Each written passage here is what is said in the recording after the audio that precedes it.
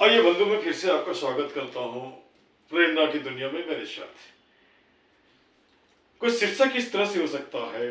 आपने देखा होगा जब वो बचपन में बच्चे रोते थे, माँ की गोद में रहते थे, माँ उस बच्चे को चुप करने के लिए कहा करती थी, चंदा मामा दूर के, है ना, पुए पकाए गुड़ के, आप खाए थाली में, मुन्ना की दे प्याली में। लगता है वो तो चंदा मामा दूर रहे नहीं। ये चंद्रयान 3 का कदम वहां पे पड़ गया, इसके पहले भी थे, 2-3 देश वहां पे गए, ढेर सारी कविताएं इसके ऊपर लिखे गई, ढेर सारे प्रेम गीत लिखे गए। अब लगता है शायद उसकी कोई मायने नहीं रह गई। जो चीज आपसे दूर रहता है, जिसके बारे में आप कल्पना करते हैं, उसके विषय में तो कुछ भी कह सकते हैं, लेकिन जो कल्पना से एकदम करीब हो जाता है तो फिर उसकी कोई महत्ता नहीं रह जाती है। जब तक जिस विषय में केवल सोचते रहते वो बिल्कुल ये होता है, और जो दूर में रहता है उसको करीब में लाने की कोशिश करते हैं, जब करीब आ जाता है तो फिर उसको उसका कोई महत्ता नहीं रहता। मैं भी खुश हूँ और दुनिया के सारे लोग लगभग खुश होंगे जिनको भी ये इन्फॉर्मेशन मिली होगी। अब आदमी जो है अपने मशीनरी को चांद पे भेज दिया, या आदमी के कदम चांद पे पड़ गए, है ना। आने वाले समय में हो सकता है लोग सूरज के पास ही पहुंच जाए, जितने भी प्लैनेट्स हैं वहां भी पहुंच जाए, ठीक है। लेकिन क्या यह आपको नहीं लगता वहां तो पहुंचना बहुत अच्छी बात है ना, उसमें कोई दो राय नहीं। लेकिन हम मन के अंतर में क्यों नहीं पहुंच रहे हैं? लोग लंबा चौड़ा भाषण देते हैं देख, लेकिन जहाँ पर मन में घुसने की बात होती है, जहाँ मन में जाके बैठने की बात होती है, जहाँ मन में जाके लोगों से प्रेम करने की बात है, वहां जाके कुंठाई करती इकट्ठी हो जाती है। एक आदमी दूसरे को देखना पसंद नहीं करता, और चलता है तो माथा नीचे करके चलता है, उसको लगता है अगला आदमी मुझे टोक देगा, पता नहीं क्या बोलेगा नहीं बोलेगा। क्या यह जिंदगी जिंदगी है क्या? इससे बोला तो मुझे लगता है मौत है ना। जरा अब यहाँ पे एक सवाल उठता है, आखिर इसका निदान क्या है? लोग इससे कैसे बचेंगे? वह कुंठा जो हमारे मन में बैठा हुआ है, जाति तो हमारी एक ही है, वह क्या है? आदमी है ना। लेकिन हमने ढेर सारे हिस्सों में से बांट रखा है। नतीजा क्या होता है कि लोग आज दूर भागते जा रहे हैं।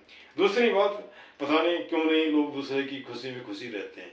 दूसरे का कुछ देखा नहीं कि एकदम असंभव परेशानी में पड़ गए। अरे भाई, आपको किसी ने रोका है? आप भी करो, जो मर्जी होता है करो ना, किसी ने नहीं रोका है। कोई आदमी काम करता है, उसे करने दो ना। चाहे जैसे कि मान के सीधा सा हिसाब होता है, लोग नेता के विषय में बोलते हैं, लेकिन हमारा कहना है नेता को उसका काम करने दो, आपका जो काम है उसे करो ना। अगर हर आदमी अपना काम करने लगे तो शायद किसी को परेशानी नहीं होगी। जिसके पास फालतू समय होता है, कुछ करने को कुछ नहीं है, तो इसको ले लिया उसको ले लिया, उससे करने से कुछ नहीं होगा, है ना। अब यहाँ पे एक सवाल उठता है, मनुष्य जन्म की बार बार मिलता है क्या? कुछ लोग बोलते हैं यह जिंदगी फिर ना मिलेगी दोबारा। दोबारा मिलेगी या जन्म होगा नहीं होगा वो कह नहीं सकते। लेकिन जिंदगी का मतलब यह नहीं होता है कि बस अपना पेट भर गया, अपने माथे पे एक छत आ गया, और कह सकते हैं शरीर में कपड़े आ गए, बाकी दुनिया जहन्नम में जा, मुझे उससे क्या फर्क पड़ता है। नहीं, वह जिंदगी नहीं। जिंदगी वह भी है जहाँ पे आपको लगता है कि किसी आदमी को थोड़ा सा थपथपा देंगे, किसी आदमी को थोड़े से प्यार से बात कर लेंगे, या किसी आदमी को 2 रोटी खिला दिया, या किसी आदमी को थोड़ा प्यास बुझा दिया, या कुछ पैसे दे दिए, अगर वो अपने पैर पे खड़ा हो जाता है तो यहाँ कौन सी बहुत बड़ी बात कर रहे हो? कुछ भी नहीं कर रहे हो। आप मनुष्य हो, श्रेष्ठ कहे जाते हो। आप अगर ऐसा करते हो तो यह बहुत अच्छी बात है ना। लेकिन होता क्या है, हम अपने ही में घिरे रहते हैं और बाहर निकल के देखना ही नहीं चाहते हैं, है ना। और उसको लगता है कि शायद बाहरी दुनिया में कुछ भी नहीं है। जैसे कुएं के मेंढक को लगता है कि पूरी दुनिया कुएं में है, उसी तरह उस तरह के लोगों की दुनिया वही है कि मैं, मेरी बीवी, मेरे बच्चे, और उसके अलावा कुछ नहीं। मेरा पेट, मेरा शरीर, मेरा माथा, मेरी ओहदा, लाइक दिस से। लेकिन थोड़ा बाहर भी निकलिए, है ना। किसने आपको अधिकार दिया है कि जहाँ बैठे हो अपने घर की गंदगी जाके बाहर फेंकिए? किसने आपको अधिकार दिया है कि जहाँ बैठे हो वहाँ पे ऐसी बातें बोल दी कि लोगों का पूरा मूड ही खराब हो गया? किसने आपको अधिकार दिया है कि एक बनी बनाई खुशहाल वातावरण को बिल्कुल खराब कर दो? किसी ने भी नहीं कहा। सबका हक होता है खुशहाल रहना, सबका हक होता है साफ सुथरे जगह में रहना।